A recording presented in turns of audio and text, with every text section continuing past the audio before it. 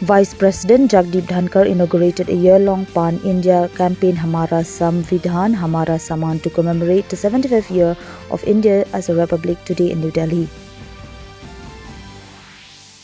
The nation is celebrating National Girl Child Day. The day is celebrated every year on 24th January, aimed to provide support and opportunities to the girls of the country. Union Minister for Road Transport and Highways Nitin Gadkari has said more than 200 projects at a cost of 1,25,000 crore rupees have been identified for coming 5 years under National Roadways Development Programme Parvatmala.